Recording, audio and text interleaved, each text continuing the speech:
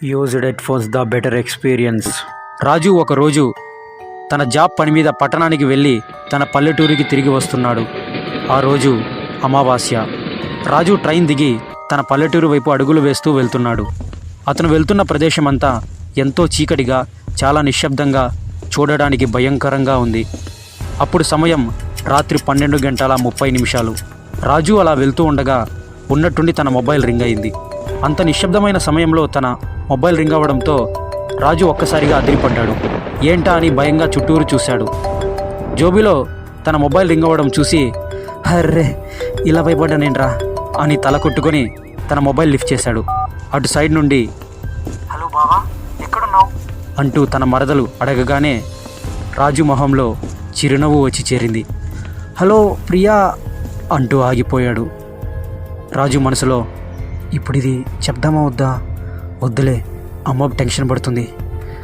ప్రియా నేను రేపు తెల్లారితో వస్తాను అని సైలెంట్ అయిపోయాడు. వెంటనే అటు పక్క నుంచి ప్రియా సరే బావా నువ్వు జాగ్రత్తగా ఇంటికి రా, నీకోసం అమ్మ ఎదురు చూస్తోంది అని చెప్పి కాల్ కట్ చేసింది. రాజు అలా కాల్ కట్ అవ్వగానే ఉన్నట్టుండి పెద్దగా వర్షం మొదలైంది. రాజు నిష్ఠూరంగా హర్రే ఇప్పుడే వర్షం మొదలవ్వాలా అనుకుని బ్యాగులో ఉన్న తన గొడుగుని తీసి వర్షంలో తడవకుండా వెళ్తూ ఉన్నాడు. అతను అలా వెళ్తూ ఉంటే చల్లగాలి తన శరీరాన్ని తాకగానే ప్రశాంతంగా ఫీల్ అయ్యాడు. రాజు ఎంత దూరం వెళ్ళినా తన ఇల్లు ఇంకా దగ్గరికి రావట్లేదు. వర్షం చాలా గట్టిగా పడుతోంది. అతను ఉండడానికి ఏమైనా ప్లేస్ దొరుకుతుందేమో అని చుట్టూరు చూశాడు. అతను అలా చూస్తూ ఉంటే చుట్టూరు ఏమీ కనపడలేదు. ఉన్నట్టుండి ఇంకేం చేస్తాం, వెళ్ళాల్సిందే, ఇక్కడ ఉండడానికి ఏ ప్లేస్ లేదు, మళ్ళీ ఈ వర్షం ఏంటో గట్టిగా పడుతోంది అని తన మనసులో అనుకుంటూ తన కుడివైపు తిరిగి చూశాడు. అక్కడ ఒక టెంట్ వేసింది. దాన్ని చూసిన వెంటనే రాజు ఒక్కసారిగా షాక్ అయ్యాడు. అరే ఏంటిది, ఇందా నేను చూసినప్పుడు లేదే, ఈ టెంట్ ఎలా వచ్చింది అని టెన్షన్ పడ్డాడు. వెంటనే ఏదైతే అదైందిలే, ఇప్పుడు మనం ఉండడానికి ప్లేస్ దొరికింది అని ఆ టెంట్ దగ్గరికి వెళ్తున్నాడు. ఆ టెంట్ దగ్గరికి వెళ్ళి చూస్తే అక్కడ ఎవ్వరూ లేరు.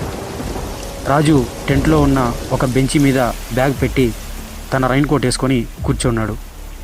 తన ఫోన్ మళ్ళీ రింగ్ అయింది.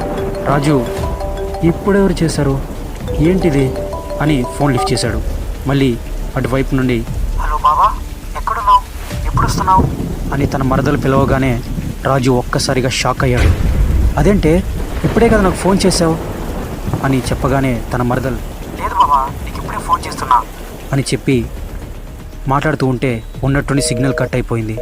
రాజు అదేంటది, ఇందాకే కదా నా మరదలు ఫోన్ చేసింది, ఇప్పుడెలా అని షాక్లో ఉండిపోయాడు.